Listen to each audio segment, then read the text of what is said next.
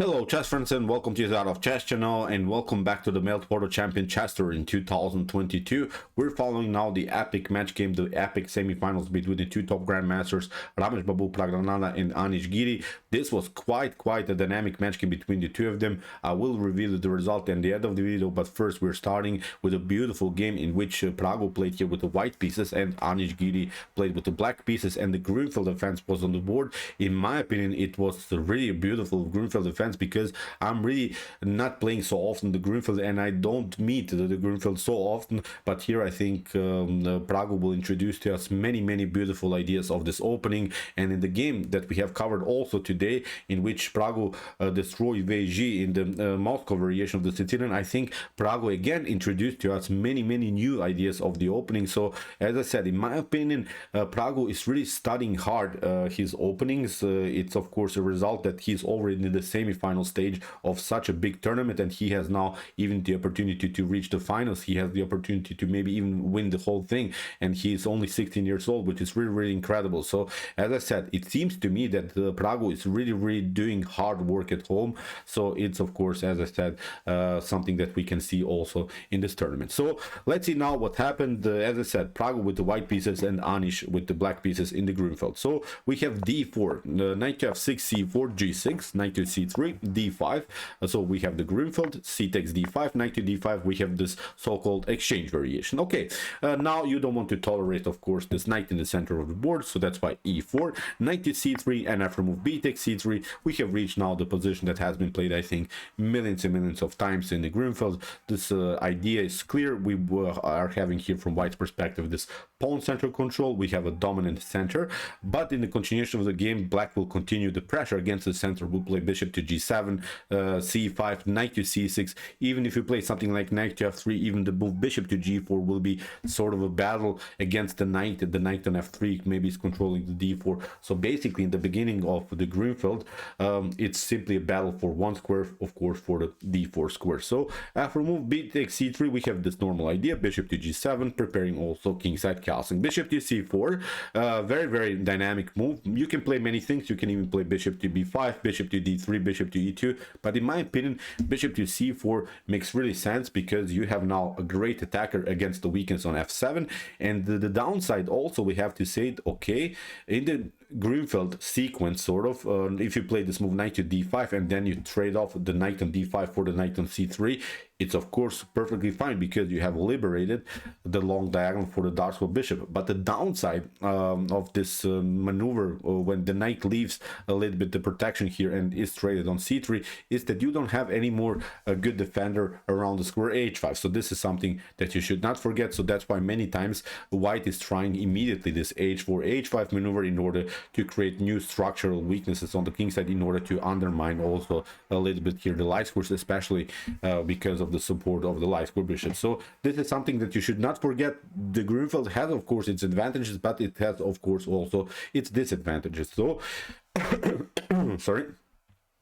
After move bishop to c4, we have now c5 by Anish Giri, simply breaking now the center. We have now knight to e2, which is of course much more powerful than knight to f3. As I said, then probably kingside castling happen, kingside castling, and then you see bishop to g4 would be sort of a battle for the d4 square, because then you risk this annoying pin. Here bishop to g4 immediately doesn't make sense, because you get bishop to f7, king to f7, you see now knight to g5, and you lose the piece. So this is a position that black can resign. So be careful also with your bishop's moves in the Grunfeld defense. So here knight to e2. If you want to play now bishop to g4, then of course f3 will happen, and you lost the tempo. Then bishop to e3, and white has still a dominant position in the center of the board. So that's why kingside castling played by Anish Giri. We have kingside castling also by Praggo, and now knight to c6, simply battling, as I said in the beginning, battling simply for the d4 square. Bishop to e3 is again a battle for the d4. So we have now b6, we have h4. As said, you don't have any more than knight on f6 now. h4 makes sense, because in the near future we can also play h5 and create really some damage on the king side. So after move h4, we have e6. Now comes the move h5, and now comes really a dynamic move, queen to h4, and from this point on the fun starts. So this is a position that has been played many times in chess history. What you should not do here from white's perspective, and this was now the critical moment, as I said, it seemed to me that something went wrong. The pawn is hanging, the pawn on e4 is hanging. What you should not do actually is protect these pawns with the move knight to g3. This seems tempting, but actually this would be a mistake, because now c takes d4 is an opportunity. After c takes d4, look at this, rook to d8 is going to happen, and I think you will lose the battle around the square d4. You can maybe try queen to d2, now maybe to play some ideas of queen to bishop to g5 to trap the queen, and then follow with bishop to e2. But actually black can play bishop to f6 and prevent this idea, so you don't have any more this move bishop to g5.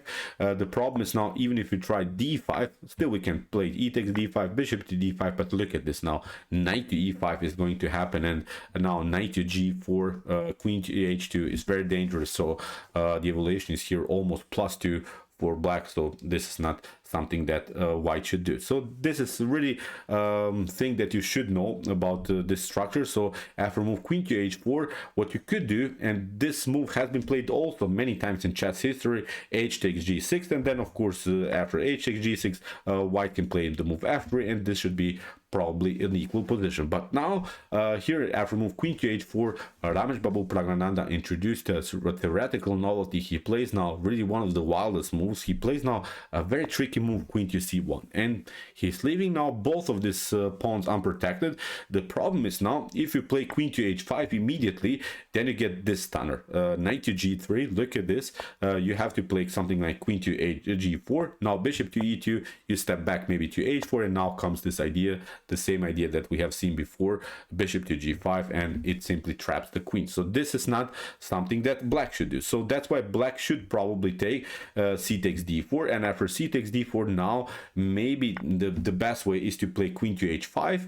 Then white should probably again play the move queen knight to g3, kicking with the queen, and now after move queen to a5, okay, the queen escaped from these attacks, but still the queen is so endangered. Now we can play bishop to d2, kicking away further the queen, then afterwards d5. So as I said, I simply like more white's position, because we have really a dynamic position. Okay, we lost the pawn, but now the activity of white's pieces is something that bothers, I think, black in the continuation of the game. So but after move c takes d4 and c takes d4, here Anish Giri didn't take out the pawn on h5. It was risky, as I said, because of this move knight to g3. What he took here is the pawn on e4, and this was now really a beautiful trap, sort of. It's not a trap that loses the game immediately for black, but now from this point on, white has quite a dynamic game. So from this point on, Ramesh Babu Praggnanandhaa is playing on the attacking side, and Giri has only the defender's position. So after move queen to e4, instead of this, maybe let's see also different opportunities. You could maybe play bishop to b7, just stay with this position like this. We have seen queen to h5 was also a possibility, but none. The game leads into this, and black is getting challenged. You have to step back, bishop to f6, and again I think white could have a solid position. We can play f3, and then afterwards knight to f4, d5. Again, this should be playable for both sides. But let's see now this continuation. So queen to e4 was played by Anish Giri. Now we have rook to d1, and this is now quite a wild move. It seems that nothing special is going on, but actually again the queen is a little bit trapped. For instance, let's see if you play maybe a normal move, rook to d8, you're continuing the pressure against the pawn on d4. Then again you get this idea, knight to g3. Again, you have to play queen to g4, bishop to e2. Again, you don't have so many good squares. Queen to h4, and again, bishop to g5 traps the queen. So rook to d8 is not working. Now you have to liberate this diagonal. You have to escape with the queen. That was quite a beautiful attack by Praggnanandhaa. So you have to now move the knight somewhere, and there's only one good move with the knight. You have to play either knight to a5 or to play knight to e7. But here comes the critical moment, because Anish Giri makes a huge mistake. He plays knight to a5, and it seems like a normal move again. That's the beauty about Praggo's games. He makes you think that you're getting out of the mess, but actually getting more into the mess. That's why I love his games. I really studied now many games by Praggo, and every time it seems so that you get it out because you're playing the most natural move, but actually the most natural move is the bad move. So okay, knight to a5 attacks the bishop, and we're getting out of the mess. But actually the move knight to e7 is more accurate because you're controlling the d5 square. And you see now in the continuation of the game why is it so important to control the d5, because after move knight to a5 here Praggo gets an extra tempo. Knight to c3, the queen has now this escape square on b7, but now comes bishop to e2, and the serious threat is a bishop to f3, kicking away the queen and simply trapping the rook. So that's why you have to play bishop to d7, controlling here this long diagonal. But now comes h6, so Praggo gets an extra tempo against the bishop. We have bishop to h8, and now bishop to f3 was played anyway. And now after move bishop to c6, as I said, if we would have the knight on e7, look at this knight would control the d5 square, but actually now d5 is a possibility. And this was a stunning, a beautiful, a top grandmaster, a Stockfish 15 move that Praggo pulled off here. Look at this. The bishop is controlling this long diagonal. It seems so that you cannot move the knight because you lose the rook. It seems so that black has a great control of the d5, but actually this is not so, because after e takes d5, here comes the stunner bishop to d4. This is a quite move that Praggo pulled off here, but it's a blockade move. Look at this. This bishop is paralyzed by its own pawn. Now we're getting rid of the key defender of the square g7, so we're trying to sneak in somehow with the queen, maybe here to d4 and then deliver checkmate.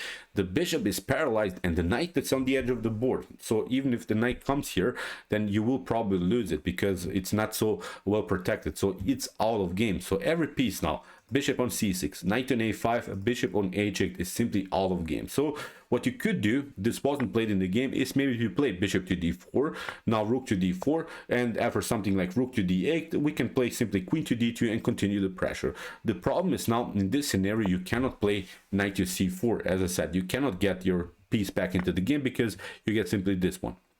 Knight to d5. If you play bishop to d5, then bishop to d5, and see, you simply lose the knight and it would be game over. So you could maybe, as I said, play rook to d8, but now with queen to d2, we're continuing the pressure and nothing dramatically changed. You have to realize here the weak square is g7. If the queen comes somehow here, then it's simply game over. So after move bishop to d4, what Anish Giri tried is rook from a to d8. We have bishop to h8, king to h8, and now knight to d5 anyway. This was this is a beautiful tactical shot. Again, it seems so that nothing can happen because Giri has a great protection of the d5, but actually what Praggo has prepared here is after bishop to d5, queen to d2, a beautiful battery on the d file. Let's see, of course, what happens if you play bishop to f3. Then you get queen to d8, rook to rook to d8, for instance, and you get checkmated.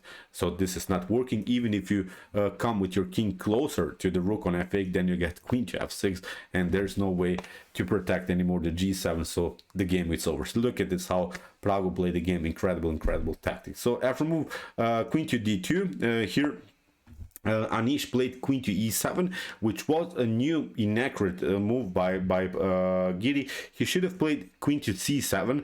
You see now also why, because now after move queen to b2, you could maybe play f6, but now after rook to d5, bishop to d5, bishop to d5, now the knight could maybe come into the game, and at least the knight is glued together to the queen. In this scenario, after move queen to e7, we have queen to c3. You have to play f6, but now after rook to d5, here, even if you try maybe something, I don't know, let's see, this idea, knight to b7, then rook to e1 is simply winning the game. The queen gets exposed here.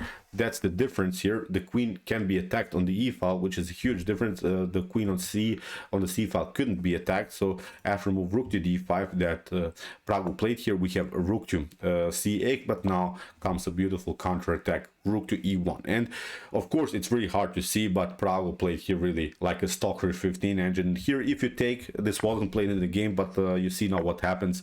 Then you get this rook on the 7th rank, especially because of the fact that you can never leave really with this rook, because you get always a back rank checkmate. So the support of this pawn is quite annoying. So black is I think getting destroyed tactically for sure in this sequence. So after move rook to e7, what you should do: rook to c1, king to h2. We'll double up rooks here on the 7th rank, and we'll simply grab pawn after another. So as I said, it's game over. So after move rook to e1, Anish tried queen to c7, but now Praggu makes his first slightly inaccurate move, although he's still much better. So he will not lose the game because he played this move. But actually, queen takes c7 was immediately a winning move, because it seems again that maybe black can defend his position. But after rook to c7, look at this, rook to d6, and let's see, if you try maybe something like knight to b7, then we can play also this idea, rook to f6, and look at this, rook to e8 comes of course with a beautiful checkmate. So this is as I said, really wild. So you should play after move rook to d6. Black should probably play then the move f5, but again, it's not getting better. Bishop to d5 controls now the knight. The knight is simply out of game, and even if you try again to get your knight back into the game, we'll play rook to f6 anyway. You can maybe try this idea, but now rook to e6, and you see now again we're threatening checkmate. You have to play something like, now I don't know, maybe rook to c8, but first we take out the knight, and you take, and then again it's a beautiful checkmate. So okay, queen to a3 was played by Praggu. As I said, he's not losing the game because he played this move, but the better idea is simply to grab the queen and then control further the 7th and also the 8th rank. So here in the continuation, knight to c4, we have queen to e7. Now Praggu probably realized, okay, I made a slight inaccuracy, it's time now again to trade off the queens. We have knight to e5, and now a new stunning tactic, rook takes e5. Look how Praggu played the game. Really wild stuff. After move f takes e5, look at this now, rook to d7, and it's simply game over. We have queen to c1. You can just prolong the game. Bishop to d1 covers everything, but now after move queen to h6, we have queen to e5, and in this position Anish Giri resigned. So what you should do, it's of course you can play maybe this idea, king to g8, but then you get bishop to b3. You can cover yourself just with the rook, bishop to f7, and now with queen to h8, it's game over. So really wild stuff. What you say, quite an amazing game. Really dirty tactics by Praggu.